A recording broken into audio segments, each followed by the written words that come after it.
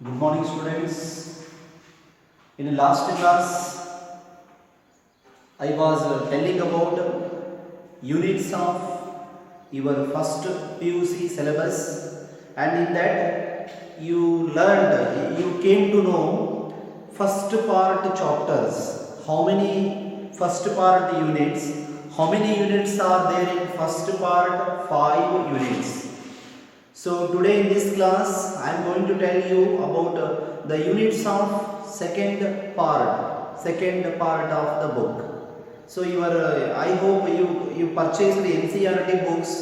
There are two books, part 1 and part 2. So this is the part 2 syllabus of your first PUC physics, right? Unit number 6, gravitation.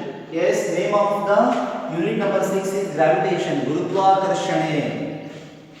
In this chapter, you are learning about gravitational force and effects related to gravitational force. Newton's law of gravitation, Kepler's about planets, Kepler's laws of planetary motion, satellites, what are the uses of satellites and what are the types of satellites. So in that way you are going to learn in gravitation. ಗುರುತ್ವಾಕರ್ಷಣೆ ಅಂದ್ರೆ ಏನು, ಗುರುತ್ವಾಕರ್ಷಣೆಯ ನಿಯಮಗಳು ಯಾವುದು, ಗುರುತ್ವಾಕರ್ಷಣೆ ನಿಯಮ ಯಾವುದು, ನ್ಯೂಟನ್ನ ಗುರುತ್ವಾಕರ್ಷಣೆಯ ನಿಯಮ, ನ್ಯೂಟನ್ನ ಗುರುತ್ವಾಕರ್ಷಣೆಯ ನಿಯಮ, ಕೆಪ್ಲರ್ನ ಗ್ರಹಗಳ ಚಲನೆಯ ನಿಯಮ, ಉಪಗ್ರಹಗಳು ಅಂದ್ರೇನು, ಉಪಗ್ರಹಗಳ ವಿಧಗಳು ಯಾವ್ಯಾವು, ಉಪಗ್ರಹಗಳ ಉಪಯೋಗಗಳೇನು ಅನ್ನೋದನ್ನು ಈ ಒಂದು ಪಾಠದಲ್ಲಿ ಬಹಳ ಡಿಟೇಲ್ ಆಗಿ ನೀವು ಸ್ಟಡಿ ಮಾಡ್ತೀರಿ. So the name of the chapter is gravitation and how many marks you are getting from the gravitation is 8 marks.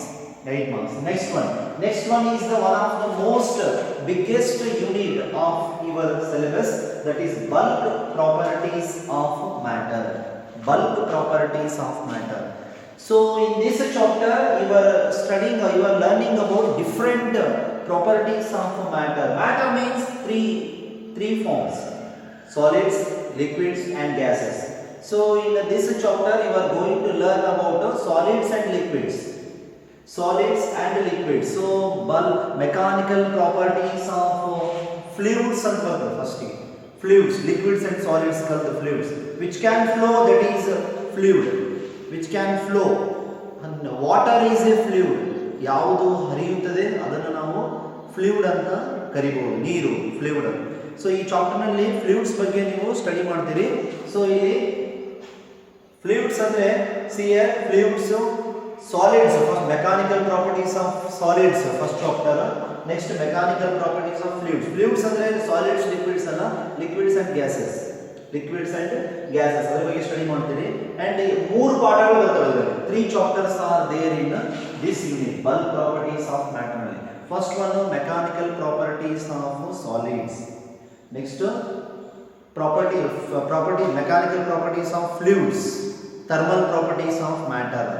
So thermal property first solids ನಲ್ಲಿ ಅವು ಕಂಡಕ್ಷನ್, ಕನ್ವೆಕ್ಷನ್, ರೇಡಿಯೇಷನ್ ಅನ್ನುವಂಥ ಡಿಫ್ರೆಂಟ್, ಅಂದರೆ ಈಗ ಸೂರ್ಯನ ಬೆಳಕು ಭೂಮಿಗೆ ತಲುಪಲು ಯಾವ ವಿಧಾನವನ್ನು ಅನುಸರಿಸುತ್ತದೆ, ಮತ್ತು ಒಂದು in a body how the heat flows from one end to another end, that is conduction and convection. So there are 3 modes of heat transfer. ಸೂರ್ಯನ ಬೆಳಕಾಗಿರ್ಬೋದು ಅಥವಾ ನೀವು ಇಲ್ಲಿ ನಾವು ಏನು ಆರ್ಟಿಫಿಷಿಯಲ್ ಏನು ಕೊಡ್ತೀವಲ್ಲ, ಇಲ್ಲಿ ಲೈಟ್ ಎನರ್ಜಿ ಏನು ಪ್ರೊಡ್ಯೂಸ್ ಮಾಡ್ತೀವಲ್ಲ ಆ ಲೈಟ್ ಎನರ್ಜಿ ಇರ್ಬೋದು, ಅಥವಾ ಹೀಟ್ ಫೈರ್ ಇರ್ಬೋದು, ಅದು ಒಂದು ಕಡೆಯಿಂದ ಇನ್ನೊಂದು ಕಡೆ ಯಾವ ಥರ ಟ್ರಾವೆಲ್ ಆಗುತ್ತೆ ಅನ್ನೋದನ್ನು 3 ರೀತಿಯಲ್ಲಿ ನಾವು ಅಧ್ಯಯನವನ್ನು ಮಾಡ್ತೇವೆ. That is in the first chapter of bulk properties. Next comes fluids. About fluids ನಲ್ಲಿ ಮತ್ತೆ ಬೇರೆ ಥರ ಬರ್ತದೆ, ಹೈಡ್ರಾಲಿಕ್ ಲಿಫ್ಟ್, ಹೈಡ್ರಾಲಿಕ್ ಬ್ರೇಕ್ಸ್, ಈ ಥರ ಬೇರೆ ಬೇರೆ ಒಂದು ಪ್ಯಾಸ್ಕಲ್ಸ್ ಲಾ, ಹಿಂಗೆ ಒಂದು ಕಾನ್ಸೆಪ್ಟ್ನ ಇದರಲ್ಲಿ ಕಲಿತೀವಿ. ಥರ್ಮಲ್ ಪ್ರಾಪರ್ಟೀಸ್ ಆಫ್ ಮ್ಯಾಟರ್ನಲ್ಲಿ ಮೇನ್ ಅದರಲ್ಲಿ ಏನು ಕಲಿತೀವಿ ಅಂದ್ರೆ ಅದರಲ್ಲಿ ಇದರಲ್ಲಿ ಎಲ್ಲ ಟೋಟಲ್ ಆಗಿ matter, solids, liquids and gases related ಕಾನ್ಸೆಪ್ಟ್ಸ್ಗಳು 3ನೇ ಪಾಠದಲ್ಲಿ ಬರ್ತವ. ಸೊ ಇದರಲ್ಲಿ ಮಾರ್ಕ್ಸ್ ಏನು ಡಿವೈಡ್ ಮಾಡಿದ್ರೆ 4+4, ಫಸ್ಟ್ ಚಾಪ್ಟರ್ಗೆ 4 ಮಾರ್ಕ್, ಸೆಕೆಂಡ್ ಚಾಪ್ಟರ್ಗೆ 4 ಮಾರ್ಕ್, ಏನು ಥರ್ಡ್ ಚಾಪ್ಟರ್ಗೆ 9 ಮಾರ್ಕ್, ಈ ಥರ ಇರುತ್ತೆ ಇದರಲ್ಲಿ 17 marks. And definitely you will get one numerical problem from this chapter. Numerical problem ಬಂದೇ ಬರುತ್ತೆ ಇದರಿಂದ. NP ಅಂದ್ರೇನು ನ್ಯೂಮರಿಕಲ್ ಪ್ರಾಬ್ಲಮ್. ಒಂದು ಪ್ರಾಬ್ಲಮ್ ಈ ಒಂದು ಪಾಠದಲ್ಲಿ ಎರಡನೇ ಮೂರನೇ ಪಾಠದಿಂದ ಬರುತ್ತೆ. ಫಸ್ಟ್ ಸೆಕೆಂಡ್ ಥರ್ಡ್ ನೀವು ಹಂಗ ಈ ಒಂದು ಯೂನಿಟ್ ನಲ್ಲಿ ಈ ಮೂರು ಪಾಠಗಳನ್ನು ಓದಬೇಕಿದ್ರೆ ಮೂರು ಪಾಠಗಳಿವೆ. ಮೂರು ಪಾಠಗಳನ್ನು ಅಧ್ಯಯನ ಮಾಡಿದ್ರೆ definitely you can solve one numerical problem. So next comes thermodynamics, ಉಷ್ಣತಾ ಶಾಸ್ತ್ರ. ಉಷ್ಣತಾ ಶಾಸ್ತ್ರ, heat and temperature. What you are learning in this chapter? Heat and temperature. How they are heat and heat and temperature both are similar to one another. ಉಷ್ಣ ಮತ್ತು ಉಷ್ಣತೆ ಅಂದರೆ ಸ್ವಲ್ಪ ಮಟ್ಟಿಗೆ ಅದು ಒಂದೇ ರೀತಿ ಪದಗಳು. ನೀವು ಹೀಟ್ ಆ್ಯಂಡ್ ವರ್ಕ್ ಹೆಂಗೆ ಯಾವ ಥರ ಟ್ರಾನ್ಸ್ಫರ್ ಆಗುತ್ತೆ, ಯಾವ ಥರ ಕನ್ವರ್ಷನ್ ಯಾವ ಥರ ಆಗುತ್ತೆ ಅನ್ನೋದನ್ನು ಈ ಒಂದು ಪಾಠದಲ್ಲಿ ನಾವು ಕಲಿತೀವಿ ಥರ್ಮೋಡೈನಮಿಕ್ಸ್ನಲ್ಲಿ. ಸೊ ಇದರಲ್ಲಿ ನೀವು 10th ಅಧ್ಯಯನ ಮಾಡಿರ್ತೀರ ನೋಡಿ, ಇಂಜಿನ್ಗಳು, ಪೆಟ್ರೋಲ್ ಇಂಜಿನ್, ಡೀಸೆಲ್ ಇಂಜಿನ್, ಯಾವುದಾದ್ರೂ ಒಂದನ್ನಾದ್ರೂ ಅಧ್ಯಯನ ಮಾಡಿರ್ತೀರಿ ನೀವು. ಅಲ್ಲಿ ಪೆಟ್ರೋಲ್ ನೀವು ಸ್ಟೀಮ್ ಈ ಥರ ನೀವು ಏನು ಆ ಒಂದು ಇಂಜಿನ್ನ ಈ ಪಾಠದಲ್ಲಿ ನಾವು ಕಲಿತೀವಿ. ಕಾರ್ನಾಟ್ ಸೈಕಲ್ ಅಂತ ಬರ್ತದೆ, petrol engine, diesel engine, Carnot cycle, law ನಿಯಮಗಳು, ಥರ್ಮೋಡೈನಮಿಕ್ಸ್ನ ನಿಯಮಗಳು, first law, second law, zeroth law ಅಂತದ್ದು. ಈ ನಿಯಮಗಳನ್ನು ಕಲಿತೀವಿ ಮತ್ತು ಆ ಇಂಜಿನ್ಸ್ಗಳ ಬಗ್ಗೆ ಅಧ್ಯಯನ ಮಾಡ್ತೀವಿ. ಕಾರ್ನಾಟ್ ಸೈಕಲ್ನ ಏನಂತ ತಿಳ್ಕೊತೀವಿ, ಅದು ಯಾವುದು ಥರ್ಮೋಡೈನಮಿಕ್ಸ್ ಪಾಠದಲ್ಲಿ. So totally how many marks you are getting? You are getting 7 marks, and from this chapter 17 marks. So this is one of the highest scoring topic in your syllabus. 17 marks ಬರ್ತದ್ರಲ್ಲಿ. So thermodynamics is about 7 marks you are getting, and numerical problem maybe or may not be. Numerical problems means maybe or may not be. ಇದರಲ್ಲಿ compulsory. Next comes kinetic theory of gases. Kinetic theory of gases ಅಂತ ಬರ್ತದೆ. gases ಬಗ್ಗೆ, gases ಅನಿಲಗಳ ಬಗ್ಗೆ ನಾವು ಸಂಪೂರ್ಣವಾಗಿ ಎಲ್ಲಿ ಅಧ್ಯಯನ ಮಾಡ್ತೀವಿ. ಇದರಲ್ಲಿ ಗ್ಯಾಸಸ್ನ ಒಂದು ಪ್ರಮುಖ ಲಕ್ಷಣಗಳೇನು, ಅದರ ರಿಲೇಟೆಡ್ ನಿಯಮಗಳು ಏನೇನು ಬರುತ್ತವ ಅನ್ನೋದನ್ನು, ಅಥವಾ ಅದರ ರಿಲೇಟೆಡ್ ಫಾರ್ಮುಲಾಗಳು ಈ ಪಾಠದಲ್ಲಿ. Kinetic theory of gases, this is one of the smallest chapter that comes that gives you 4 marks for your syllabus. Last one, oscillations and waves. Oscillations and waves ಅಂದರೆ ತರಂಗಗಳು ಮತ್ತು ಅಲೆಗಳು. ತರಂಗಗಳು ಮತ್ತು ಅಲೆಗಳು, ತರಂಗಗಳು ಮತ್ತು ಅಲೆಗಳು ಈ ಒಂದು ಪಾಠ. ಇದರಲ್ಲಿ wave is a kind of disturbance in a medium. If I throw a pebble or a stone on to the water surface, the medium gets disturbed. That is the wave, and it is producing like say surface becomes like this. They are the waves.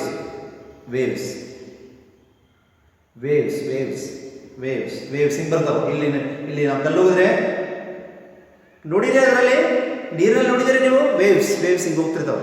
ಈ ಥರ dance ಮಾಡಿದಾಗೆಲ್ಲ ಹೇಳ್ತಿರೋದು ಹಿಂಗೆ ಹೋಗೋದು, ಹಿಂಗೆ waves ಹಿಂಗೆ ನೀರಿನಲ್ಲಿ ಒಂದು ಕಲ್ಲಾಗಿದೆ waves. ಅದೇನು ಆ ಮೀಡಿಯಂ ಡಿಸ್ಟರ್ಬ್ ಆಗುತ್ತಲ್ಲ, ಅದನ್ನೇ ವೇವ್ ಅಂತ ಕರಿತೀವಿ. ಆಸಿಲೇಷನ್ ಅಂದ್ರೆ ಏನಂದ್ರೆ, ಇಲ್ಲಿ ಆಸಿಲೇಷನ್ ಅಂದ್ರೆ ಇದೇನಾಗ್ತದ, ಇಲ್ಲಿ ಇದು ಕೂಡ ವೇವ್ ಟೈಪ್ ಆಫ್ ಕ್ಯಾರೆಕ್ಟರ್ ಇದೆ. ನೀವು ತೊಟ್ಟಿಲ್ ತೂಗ್ತಿರಲ್ಲ, forward and backward movement of a particle, forward backward movement of a particle, ಇದು ತರಂಗ. ಇದು ಏನು ಆಸಿಲೇಷನ್. ವೇವ್ ಅಂದ್ರೆ ಡಿಸ್ಟರ್ಬ್ ಮಾಡೋದು, ಒಂದು ಮಾಧ್ಯಮದಲ್ಲಿ ಆದಂತಹ ಏನು ಕರೀತಾರ ಅಡ್ಡಿ, ಅದನ್ನು ನಾವು ವೇವ್ ಅಂತ ಕರಿತೀವಿ. ಅಲೆಗಳು, ತರಂಗಗಳು ಅಂತ ಕರಿತೀವಿ. ಅಲೆಗಳು ಅಂದ್ರೆ ಏನಂತ, ಈ ಒಂದು ತೊಟ್ಟಿಲ್ ತೂಗೋದು, cradle, movement of the cradle, movement and backward, forward and backward movement of the cradle, or forward and backward movement of the swing, ಉಯ್ಯಾಲೆ ತೂಗೋದು, ತೊಟ್ಟಿಲ್ ತೂಗೋದು, ಇವೆಲ್ಲ ಏನದಾವು ಆಸಿಲೇಷನ್ಗೆ ಎಕ್ಸಾಂಪಲ್ ಬರ್ತವೆ.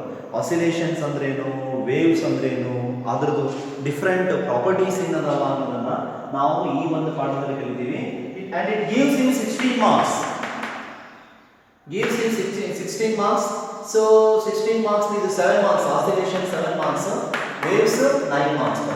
And definitely you are getting one numerical problem from this chapter. Numerical problem yes, no second unit naga ಎರಡು ಅಲ್ಲಿ ಫಸ್ಟ್ ಯೂನಿಟ್ 3 ಬರ್ತವ, ಸೆಕೆಂಡ್ ಯೂನಿಟ್ 2 ಬರ್ತವ. ಬೇರೆಯವರು ನಾವು ನ್ಯೂಮರಿಕಲ್ ಸೆಕ್ಷನ್ ಓದ್ಕೋಬೇಕು. For NEET and KCET and JEE exams, competitive exams, for writing the competitive exams, you must understand formulas related to all the chapters and try to solve at least 10 problems from each chapter. ಈ ಎಕ್ಸಾಮಿಗೆ ಬರಲಿ ಎಲ್ಲದಕ್ಕೆ ಏನು ಮಾಡಬೇಕು ನೀವು ನಾವು ಪ್ರತಿಯೊಂದು ಚಾಪ್ಟರ್ನ minimum 10 ಪ್ರಶ್ನೆಗಳನ್ನು solve ಮಾಡಬೇಕು. So ಎಷ್ಟು ಮಾರ್ಕ್ಸ್ ಅದು ಸೆಕೆಂಡ್ ಪಾರ್ಟ್ 1 ಎಷ್ಟಿದೆ ನಿನ್ನೆ ಮಾರ್ಕ್ಸ್ ಯಾರಿಗೆ ನೆನಪಿದೆ? Yes you are right, 53 marks. Part 1 ಗೆ ಎಷ್ಟು ಮಾರ್ಕ್ಸ್ ಬಂದಿದ್ವು? ಪಾರ್ಟ್ 1 ಇಂದ 53 ಮಾರ್ಕ್ಸ್ ಬಂದಿದ್ವು. ಪಾರ್ಟ್ 2 ಇಂದ ಈ ನೋಡಿ 16 plus 4 20 plus 7 27 plus 17 27 plus 17 34 plus 27 plus 17 44 plus 27 plus 17 is 44 plus 8 52 marks. So total how many marks are given from the two parts is 105 marks. 105 ಮಾರ್ಕಿನ ಪ್ರಶ್ನೆಗಳು. ಎರಡು physics ಒಂದು book ಇಂದ ಎರಡು ಬುಕ್ ಓದೋದ್ರಿಂದ ಎಷ್ಟು ಮಾರ್ಕ್ಸ್ ಬರುತ್ತೆ? 105 ಮಾರ್ಕ್ಸ್ ಬರುತ್ತೆ. ಇದರಲ್ಲಿ ಎಷ್ಟು ಮಾರ್ಕ್ಸ್ ಸಿಗಬೇಕು? 25 ತೆಗೆದ್ರು ಪಾಸ್, 25 ಮಾರ್ಕ್ಸ್ ತೆಗೆದ್ರು ಕೂಡ pass. First PUC pass. So ನಾವು ಎಕ್ಸಾಮ್ ಏನು ಟೆನ್ಷನ್ ತಗೊಳ್ಳೋದಿಲ್ಲ. ನಾನು ಕನ್ನಡ ಮೀಡಿಯಂ ಬಂದಿನಿ, ನನಗೆ ಅರ್ಥ ಆಗಲ್ಲ ಅಂದ್ರೆ ಯಾವುದಾದ್ರೂ ಸೆಲೆಕ್ಟ್ ಮಾಡಿ ಒಂದು 3 ಪಾಠ ಓದಿದ್ರು you may score a very well marks in first PUC. ಈಗ COVID-19 ಇಂದಾಗಿ ಬಹಳಷ್ಟು ಗ್ಯಾಪ್ ಆಗಿದೆ, ನನಗೆ ಓದಕ್ಕಾಗಲ್ಲ. Don't worry. See, as I told you, each chapter, each unit is having highest marks 16 and 17. ಈಗ ನಾನು ಲೇಟ್ ಆಗಿದೆ ಅಂದ್ರೆ ಎರಡೇ ಪಾಠ ಓದಿದ್ರು ಸಾಕು ಪಾಸ್ ಆಗಬಹುದು. And this year government is reducing about 50% of your first PUC syllabus, and that will be declared on last day of this month. So be happy and you try to watch this video for 2 times, yesterday's and today's video. So definitely you will get an idea about first year physics syllabus. So soon I am meeting you with another class, and I want to start the first chapter of your syllabus. And before starting the first chapter, I want to tell about logarithms. Log ಬಗ್ಗೆ ಹೇಳ್ತೀನಿ ಅಂತ ಹೇಳಿದೆ ನಿಮಗೆ. So next ಇವತ್ತು ಯಾವಾಗಾದ್ರೂ class ತೊಗೋಬೋದು. ನನ್ನ video ಬೇರೆ ಟೈಮ್ ಬಂತು ಅಂದರೆ ನೀವೇನು ಮಾಡಬೇಕು, ಆ ಲಾಗ್ ಬುಕ್ ತೊಗೊಂಡು ಆ ಕ್ಲಾಸ್ನ ಕೇಳಬೇಕು. ದಯವಿಟ್ಟು ಎಲ್ಲರೂ ಲಾಗ್ ಬುಕ್ ಪರ್ಚೇಸ್ ಮಾಡಿ. ಊರಲ್ಲಿದ್ದರೂ ಕೂಡ ಯಾರ ಹತ್ರ ಸೀನಿಯರ್ಸ್ ಹತ್ರ ಇರುತ್ತೆ, 30 ರೂಪಾಯಿ ಅದು ಲಾಗ್ ಬುಕ್. ಕ್ಲಾರ್ಕ್ಸ್ ಟೇಬಲ್ ಅಂತ ಇರುತ್ತೆ, ಅಥವಾ ಲಾಗರಿದಮ್ ಬುಕ್ ಅಂದ್ರೂ ಕೊಡ್ತಾರೆ. ಲಾಗ್ ಬುಕ್ 30 ರೂಪಾಯಿ ಬುಕ್, ಗ್ರೀನ್ ಕಲರ್ನಲ್ಲಿ ಇರ್ತದೆ. ಇನ್ನೊಂದು ಪಿಂಕ್ ಕಲರ್ ಬರ್ತದ, ಕಲರ್ಸ್ ಬೇರೆ ಬೇರೆ ಅದಾವ. ಸೊ ಕ್ಲಾರ್ಕ್ಸ್ ಟೇಬಲ್ ಅಥವಾ ಲಾಗ್ ಬುಕ್ ಅಂದ್ರೂ ಬರುತ್ತೆ. ಸೊ ಒಂದು ಸಣ್ಣ ಕ್ಯಾಲ್ಕುಲೇಟರು, ಒಂದು ಬುಕ್ಕು ಪ್ಲಸ್ ಲಾಗ್ ಬುಕ್ ತೊಗೊಂಡು ನೆಕ್ಸ್ಟ್ ಪೀರಿಯಡ್ನ ಅಟೆಂಡ್ ಮಾಡಿ. ನೆಕ್ಸ್ಟ್ ಪೀರಿಯಡ್ ವಿಡಿಯೋ ಬಂದಾಗ so definitely will understand about logarithms. Logarithms is very important for first PU and second PU. ಎಲ್ಲ ಸಬ್ಜೆಕ್ಟ್, ಫಿಸಿಕ್ಸು, ಕೆಮಿಸ್ಟ್ರಿ, ಮ್ಯಾಥಮೆಟಿಕ್ಸ್ 3ರಲ್ಲೂ ಬರುತ್ತೆ. So try to focus on logarithms in next period. So have a nice day. Right?